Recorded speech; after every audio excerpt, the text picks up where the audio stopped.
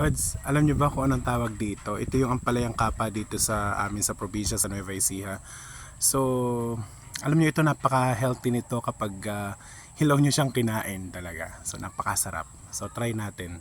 Tanggalin lang natin yung tampok. Anong tawag sa inyo nito dito? Sa lugar ninyo mga Lods. Yan. Ito ang tawag dito sa amin, kapa. Ayan, kapa siya ang ampalaya. Masarap to. Super crunchy. Yan yun. Harap. Harap to. Natin.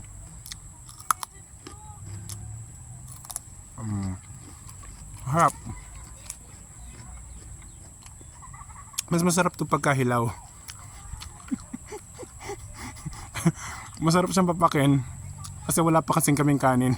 Hindi pa nakakasaing. So, hindi ko na niluto. Kailangan ko na lang ng hilaw. Ako yun.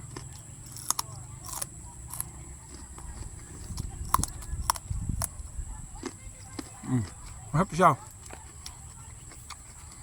Subukan nyo. Napakabisang gamot dito para sa mga diabetes. Although ako wala naman akong diabetes, pero prevention is better than cure, eka nga, diba? So ayan. Subukan nyo, maharap. Para lang kayo kumakain ng bayabas. Di ba yung bayabas na bubot, mapait?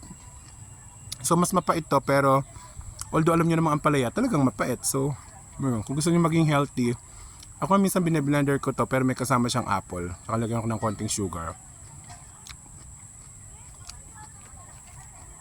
Hap.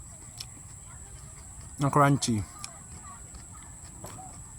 Anong tawag sa inyo nito sa probinsya nyo mga Lods? Dito sa amin sa Nueva Ecija, kapa. O yun lang guys, maraming salamat.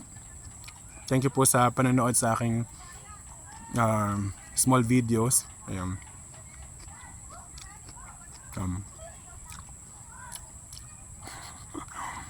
Yun lang po, bye bye. Ingat po lagi. Ayan, keep healthy. Yun lang po. Bye bye, marami pong salamat. Thank you po, bye bye.